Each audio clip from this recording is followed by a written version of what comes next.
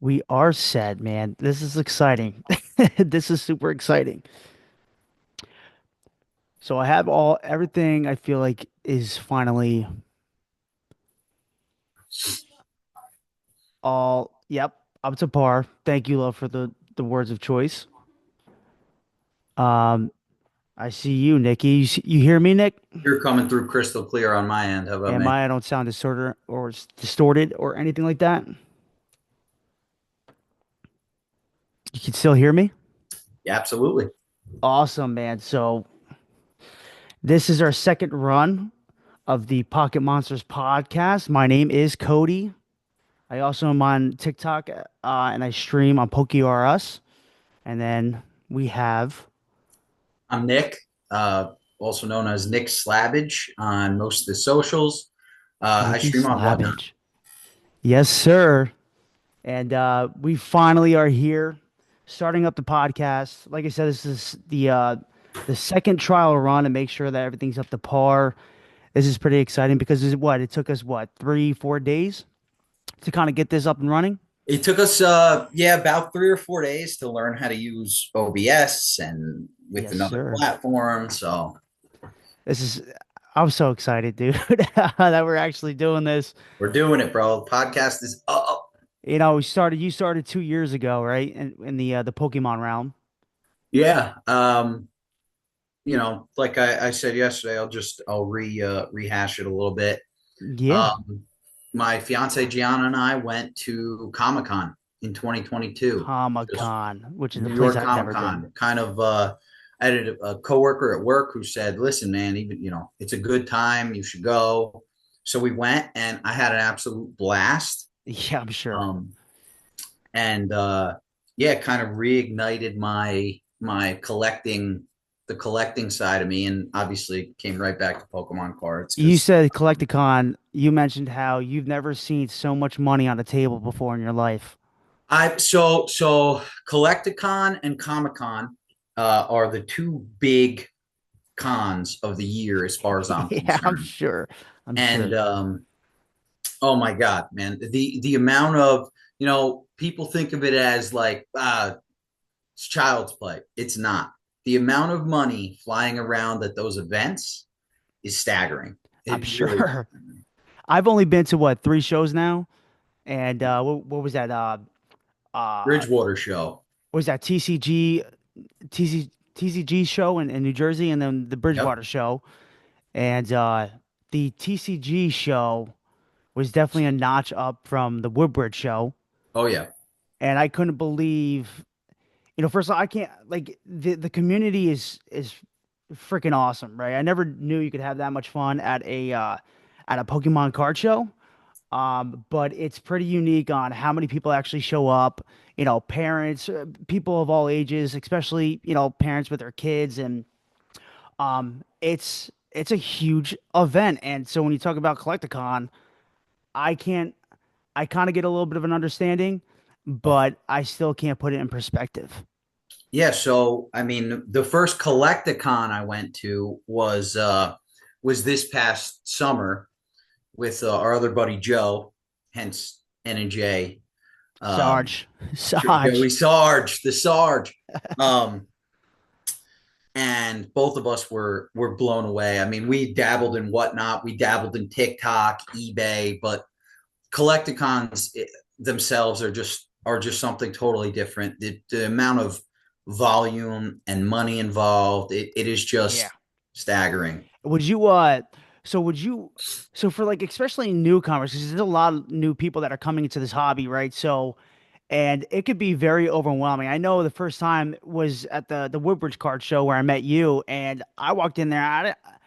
I was like a deer in headlights. I didn't kind of know how to navigate through. I didn't know anything about that. So it's like, would you recommend people, especially who are new to this hobby as a collector or an investor, to take the step by going to the smaller card shows, or do you think that it's Collecticon is for everybody, or is it just for people that are big investors, big collectors? Like, what would you recommend? So it's definitely for everybody. But I would also say to the person getting back into it, let's say, you grew up in the 90s, you loved it like us, and over time you grew out of it. And then when you were an adult and you had, big boy or big girl money, you saw that there was a lucrative possibility here and you jumped Yeah. back in. Yeah. I would say um, it's for everyone, but you don't want to like your first time vending a show should not be a collecticon. It should not be at Collecticon. No, that is like, you're playing T-ball and then you sign up for the majors. Do you, okay. So you're definitely saying to work from the ground up first. So Smaller shows first, get yeah, a base. Like get a base of, as we've been doing over the past year or so, like absolutely. you have to build a base, Yeah. a community around it where you can go somewhere because trustworthiness is a big thing in this hobby. It's a big thing. And a You can say brand, that again. yeah, like Poke R Us, right, is a brand. People need to know that that's a trustworthy brand, right? Yeah. And if you like, you built up a following now, but if the first time you got back into cards, you went to Walmart and bought 20 ETBs and then set up a table at Collecticon, you're gonna have a very bad time. Um, Yep. Absolutely. you need to know what you're doing. You need to know the market value of things. There's so much knowledge that goes into this hobby. Um, Cody, I'll bring it back to our backgrounds, right? Yep. Like, For people sure. aren't going to know this, but how Cody and I originally met was through wrestling. All right, we both wrestled in college. Cody was extremely Big successful time in wrestlers. Big college. time wrestlers. Yes. So it's a similar vibe to that where you can throw yourself into it and like you never master it. You're never going to master this, right? Yep. You That's know, definitely well said because that's absolutely true. You're you know, constantly always learning. Constantly. Even when you think that you finally, got to the next stage and you've made it, that all of a sudden it's like, okay, now I got to get myself to the next level. And yeah, it is constantly growing. It's constantly evolving. There's more and more people entering this hobby as a collector and as an investor. And that's why, we want to start this podcast because of, Nick's journey and how he's gotten himself to where he is today as an investor. And also, you also have certain Pokemon that you collect for your PC. yep, Same thing with me, and I didn't know where to start at the beginning. The only way I got back into the Pokemon is, downloading TikTok a little over a year ago. And once I downloaded TikTok, I started coming across Pokemon and Nick, I couldn't wrap my head yep, around the fact that here are these live streamers on here tearing apart these packs. And I'm like, why are they just ripping packs for themselves on live? And then it took me a little bit to realize, dude, these are people he's ripping packs. They are ripping packs for customers. yeah, And this is for like, and I would stay up for all night long from sun up to sundown and just watching these people come into the live streams. And these streamers are ripping packs for these customers all night long. I couldn't believe it. And I got sucked into it. And that's basically how my journey started of getting back into the Pokemon as a collector because I didn't quite understand the investment part. But I literally started at the absolute base and then worked my way up all the way to where we are now, which is we're gonna definitely touch up on that. And that's what we're here for is to educate and to help people, help them, understand, where to start. And you, with your experience and my experience and what we've, collected over the years, it's we didn't want to hold out. We're givers, right? We want to be able to pass information along, help people along the way as well. And so everybody has a smile on the face at the end of the day. So I want to touch on one of those points. Cody and I are becoming, I don't want to say notorious, but notorious in on live streaming platforms for trying to call out people that are, Aren't not transparent, aren't transparent. They're not truthful, and taken they're not. advantage of. Yeah, yeah, they're We see taking all the advantage of. time. It's constant. It's constant. New people in the hobby that they log on, they go, okay, well, there's a $500 card I could pull out of this pack. Yep. Meanwhile, it's a $5 pack and they're spending $25 on it. And or in our expertise in the hobby right now is really the grading aspect. Which was actually yours, and it wasn't mine at first. And it wasn't until you helped me understand on how to do exactly that. And it makes a lot of sense. Yeah. It's the most serious end of it, right? Like everybody Hmm. starts out going and buying and ripping packs for themselves, right? Like that's how everyone starts. Of course. Once you get a little more into it, like we are, and you start to understand how to pre-grade a card, the margins on each card, what Yeah, returns are like, what percentages are like for your gem mint rates. Um, it becomes a lot more of a science. a lot more. Yeah. There is a lot of strategy that goes into this, like more than people know. But like this is why, because we started at the absolute base, and I'm pretty pleased with, where I started and where I am now. And it's something I'm super pleased with now, and I'm excited to be able to share that with people so they have an understanding. Like I'm not going to encourage people that, what, buy a card and then, flip it and you're going to make a lot of money. Yeah, like I don't encourage people of skipping steps. Like Yep. you want to know about Pokemon, you want to know about the product as well. Like you got to get hands on first, right? But then there's other, and so like a lot of people when they come in here, like they look at packs. There's so many different sets that you can literally lose your mind. But that's why Yeah. one of the things that helped me was that collector app. Yep. And now when we go into about certain, platforms and sites that people refer to get comps, like of the value of the card. But Collector app was a great base for me to start at because when you go to Walmart and or you're on live streams and you're seeing people open up packs, like you don't understand why this pack is $50 and then this pack is only $5. It's like there's just so much to go into it, and I encourage people, whether, like I said, if they're collectors or investors, the Collector app was a great educational platform for me. It taught me about value of cards. It also taught me of, what certain cards are in the sets. And so you can go right on to the Collector app, go to the Pokemon sets. Oh, there's a Crown Zenith right here at Target, and but I don't know what the heck is in it.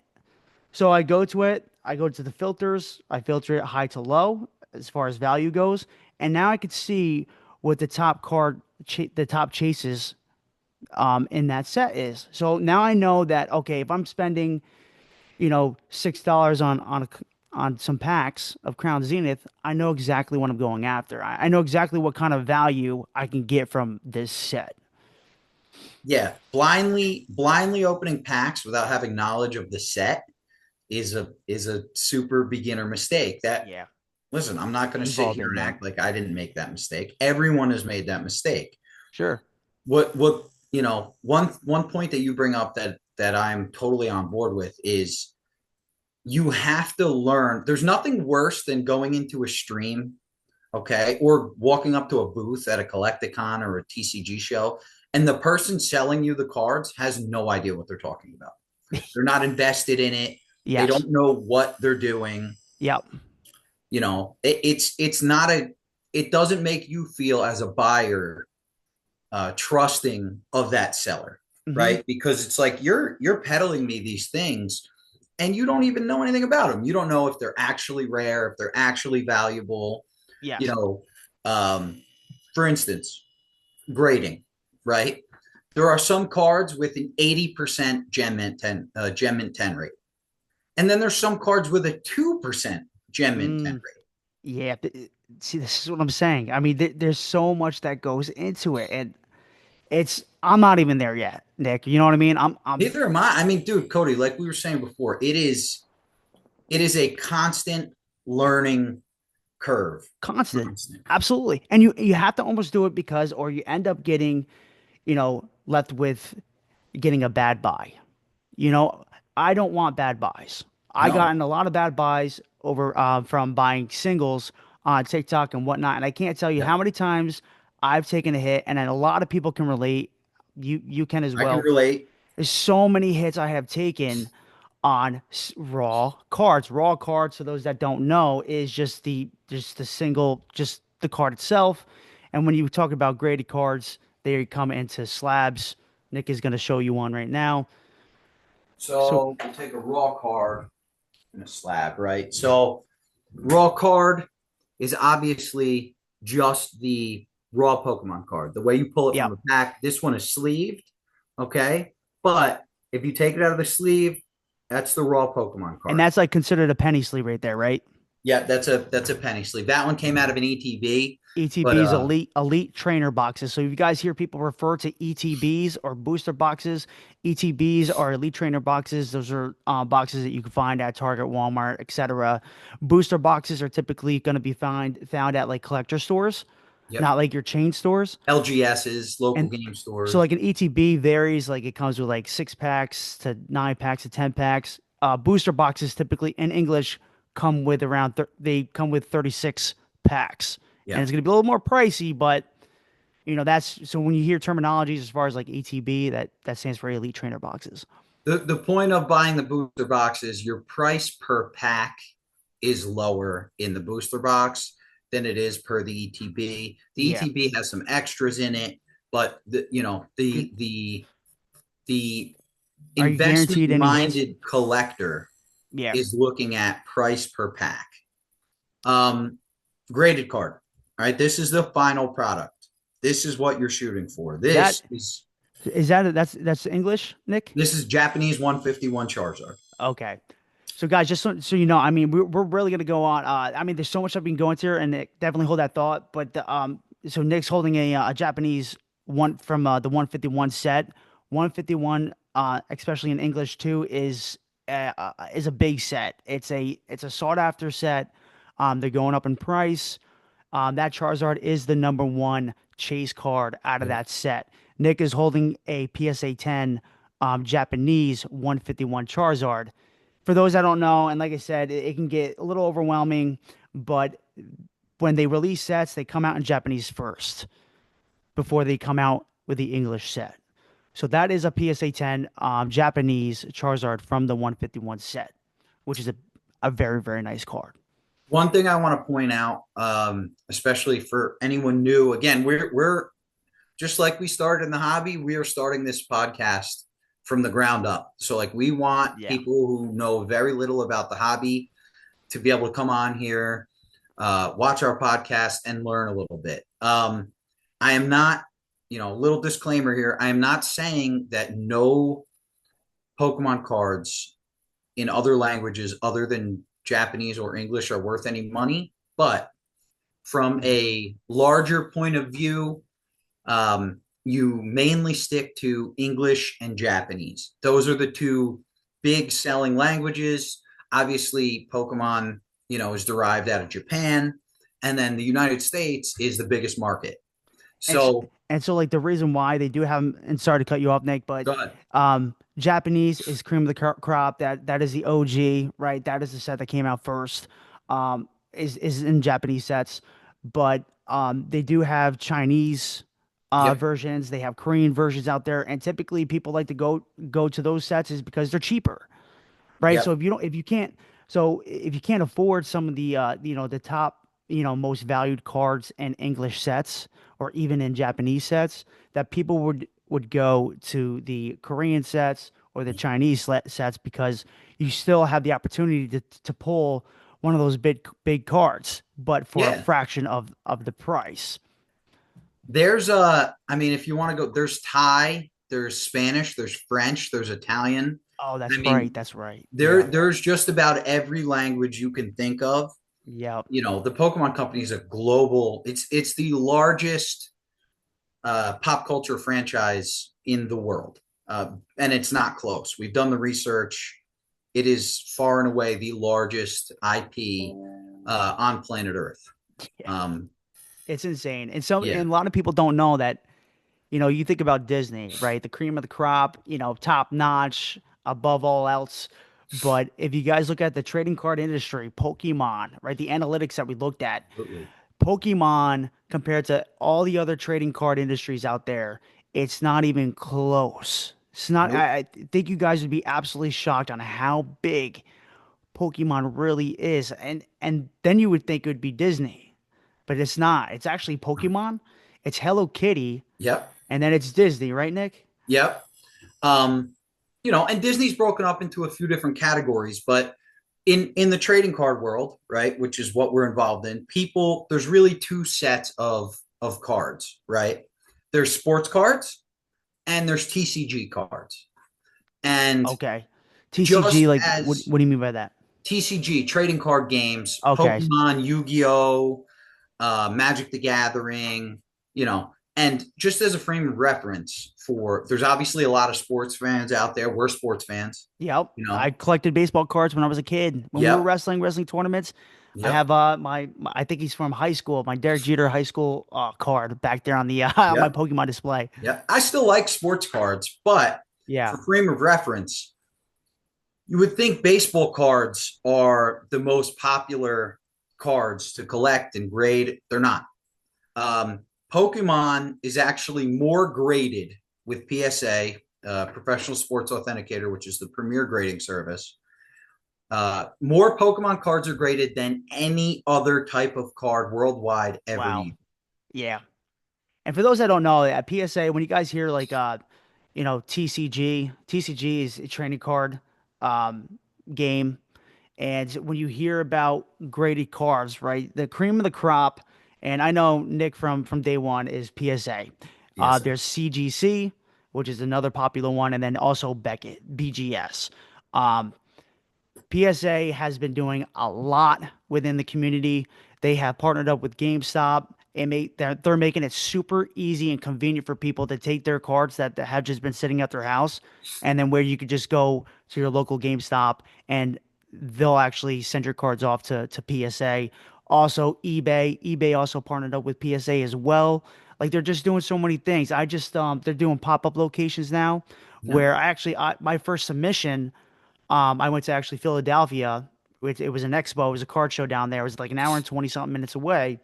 And I took my 43 cards and I actually just dropped them right off to the PCA booth down there. And now we're waiting for them to get back.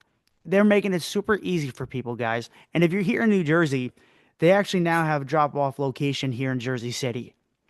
Yep. So it they already been taken over and now they just have been evolving tremendously and they're a reputable company. So some people are more about CGC. Some people like the Beckett because it's kind of like a little bit more of a stricter grading company.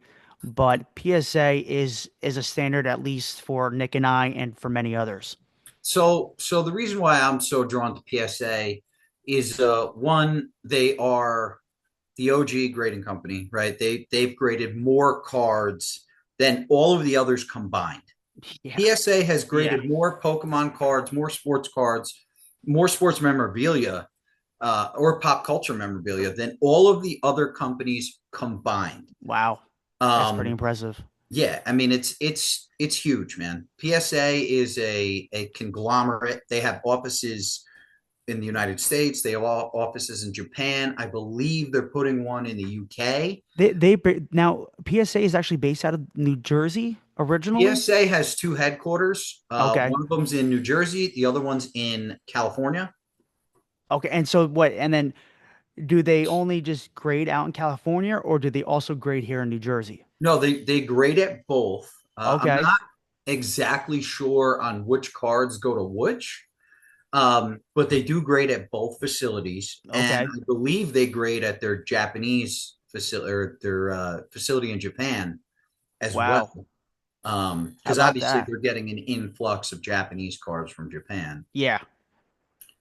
and yeah, I mean the resale value, right? Like I love collecting. I love Blastoise and Machamp, right? That's what I collect in my PC. But, We you know know, that. Cody and I do want to bring it back to we are adults. Money does matter. right? Yeah. Is Yeah. it does it mean everything? No, but it does matter. it, So it's important. Anytime you spend money on something, if you put yeah, money towards anything, groceries, something for your car, cards, I mean, you name it, it's literally an investment. When I go to the grocery store and I put money, towards our groceries, like I'm also like want some stuff that's also going to benefit my health. that's Same thing right. with my car. Any money that you shed out for your car, oil, whatever fluids, performance parts, like it's an investment. You're looking for some sort of performance gain Yeah, from that. It's the same you thing with want a a car thing. return for your You money. want you want a return, and this is not we have careers, so this is not something Yeah, that is our sole income. This is something that we do on the side, and it's something that we're partaking in, something that we grew up in our childhood. yeah, So you talk about our childhood and how good it really was, and then now, as we're in our 30s, that here we are investing in a piece of our childhood and being able nostalgia to make a sells. little bit of money, to put in our pockets, but we're not greedy at the end of the day because, like I said, we have careers. We do this for the fun of it, and it's a great time. But we're just also here just to educate people and to reveal some of the people that aren't so transparent in this field. And we're just not. Absolutely. We don't have patience for that. One big point I want to touch on that Cody brought up is the transparency and why people get into this hobby in the first place. I would separate it into three groups. I would I would say there's people who have a passion for this and a nostalgia for it, and are trying to make Sure. a little fun income on the side, right? Yep. Absolutely. There's the people who don't care about the money at all, and they are pure collectors, and that's fine. That's great. If you have the income and you are just a collector because you have nostalgia for the Pokemon hobby and Pokemon cards, that's Yeah. wonderful. No one Yeah. don't accept hate from anyone for that. The third group of people, and this is the group that Cody and I tend to butt heads with a little bit, is the people that treat this as a fast buck, right? Like, scalpers and scammers and people who want to come into this hobby because there's money. There's a large quantity of money involved, Yep. and Absolutely. buy something for $2 and immediately flip it for $8. Like, it is not. If you try to do that and you have any moral compass at all, right? Two Yeah. things are going to happen. One of two things is going to happen. Either you might get over on somebody and you're going to feel like shit about it afterwards. Maybe for Maybe some. if you have a moral compass, right? Yeah. Just, Um, or you're going to lose money. Because it just doesn't work that way. If it did work yeah. that way, everyone would do it, right? While it's extremely fun and it is not hard labor, there is knowledge and work and skill that goes into doing this successfully. Yeah. It does. 100%. Yeah. And that's what Cody was talking about before with you can't skip steps. You can't skip steps. You have to learn this industry. I'm gonna refer to it as an industry where, like, you start out at step one, you have to progress to step two. You can't start at step one and jump to step 10. You can't, but and being also like we understand this the most because Nick and I are also wrestling coaches as well. So Yeah. we coach kids from all different types of levels, ages. So it's like, you know, you can't skip steps when it comes to like in our wrestling, right? And wrestling, you can't skip steps, and some parents have a hard time with actually understanding that. They just think all of a sudden their kid does a couple private lessons, Yeah. they go to a couple tournaments, and then they feel like, well, why is my kid now, winning tournaments? Why is my kid not the top dog? Well, he's not Well, the best kid. Yeah. not the best kid, but it's uh hold on, Nick. Unlike the latest, running out of time. We are running out of actually a time. We got what? How much time left? We got 10 nine minutes. minutes, and yep, we got about 10 minutes left. But there is a process, and you have to put in the time. Tell all these kids that you got to do private lessons. You got to, really apply yourself in every single practice. You have to identify what works and what's not working. You got to go to wrestling tournaments. You got to lose matches, right? And it's fine to take L's, guys. It is fine to take L's. That's how we learn. It's when you guys don't learn is that where you're going to continue to keep falling into the pit, and then now all of a sudden you're going to give Pokemon a bad rep, um, because simply it just didn't work out for you. It's Like going to happen. It's it's going to happen. When you it first is, start out, it is absolutely. you are going to take some L's because you don't know enough. You don't know enough. You don't know certain streamers. You don't know how somebody's trying to Yep. get one off on you. And that's okay. But you have to learn from that. You're gonna learn that. Listen, there's good people. There's people that you could surround yourself with, and there's people that you're just not, right? And we are here to try to expedite the process for you, but meanwhile not cutting corners. Like we just want to educate people. We want people to basically, feel what we have now felt by taking the path that we had, and then finally where we are today. And we are still learning. We are still learning Absolutely. platform here, but we just want to be able to pass along knowledge that we already know, that we experienced, and also new information that we discover and find out, and continue to keep feeding it to the community. Yeah, I mean, as we go along, obviously this is episode one, right? So, we plan on doing this a lot more, and there is, if you follow along with us, there is so much information, So and it's much, all dude. So important, right? much. Like Yeah. the diamonds in the Yeah. details. Yeah. So, you could have two of the same card, uh, the exact same card. We'll use it. We'll use Blastoise, right? Love Blastoise. So you could have a base set Blastoise and a base set Blastoise. One of those could be worth $200, and the other one could be worth $30. And Mm. somebody who's uneducated in the hobby would not know why. Yeah. There's a reason. Believe me, Because that even guy who's selling it. Go ahead. even some of those cards that you're talking about side by side with the Blastoises, Yeah. right? They could look completely identical, but there's a base set one, there's a Yeah. first edition one, Yeah. there's a base set two one, there's the Shadowless. what is it? The Shadowless Shadowless. one, there is the Celebrations one, Yeah. and it's like, so that's why there's so much to, and we're not, it shouldn't be deterrent to you guys, right? Because that's why you come to platforms like this where we're going to share stuff like that to help break things down. But yeah, you can easily be like, oh, somebody could easily sell you a base set to Blastoise for what a regular base set unlimited Yeah. Blastoise is going for. And you could literally just, it could be so easily overlooked. And now you're paying a premium price for a card that looks identical to the original Blastoise that really is, that's that's the Yeah, I mean price it's of that basically a card. reprint. A reprint. You're Reprint. paying, There it is. the OG price for a reprint, which, Yeah. listen, there's a whole bunch of different aspects. You get into grading, and is it possible to make your money back? Yes, but we're not in this to gamble, right? Cody and I are adults. If we want to gamble, we can go gamble. We're not doing this to gamble. We're doing this because I we don't have enjoy fun it. gambling. I know that much. I don't gamble at casinos. I can't. Yeah. I can't. Um, we do this because we enjoy it. There's a community built behind it. We enjoyed it when we were kids. We enjoyed it as adults. And as a bonus, we both have very difficult jobs. Our jobs are not necessarily the most pleasant. We'll put it that way, and we'll leave it Yeah, at that. definitely not. Um, so when we get to come home and do something like this and possibly make a little money on the side for us and our families, Yep. I mean, that's what's better than that, right? If you enjoy what you're doing, you never work a day in your life. So, that Yep. that is the ultimate goal of this hobby is you get to collect things you love. And let me tell you, dude, these slabs, they're awesome.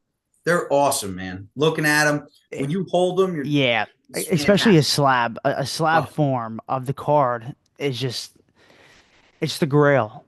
It literally, yeah. and I wasn't into slabs. I just like the raw and then just having them displayed. Like that was kind of my thing at the time, but I also did not know, you know, you know, what, like how, the significance between, something that's actually graded a PSA 10 compared to just a raw card. It's just a different feeling when you have that thing in your hand, and it's that's money. It's like a stock or a bond in your Yep. hand.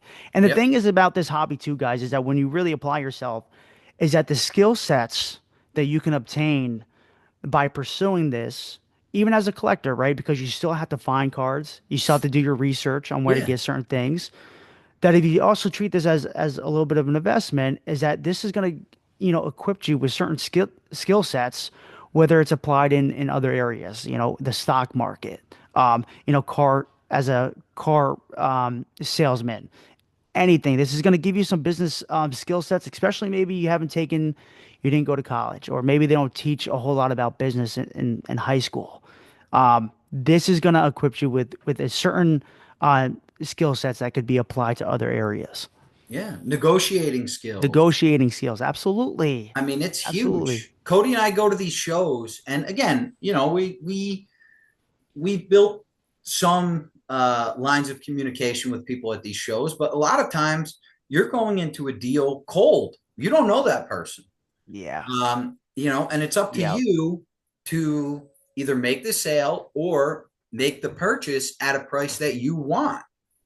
yep. Um, That's another thing too, Nick, is like I didn't know that going to the show that I had cards that I brought to trade. There were a lot of you know, big modern chases yeah, and all these sets that when you go to a booth and you want to trade, if you want to trade one of your cards in, or you're selling one of your cards, that you're going to have vendors that are going to be like, well, we only trade at 70%, or we only buy at 75% to 80%.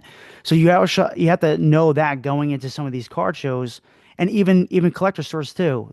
Like one of yeah, the collector stores, they'll trade in value is like 50%, or they'll give you 40% cash. yeah.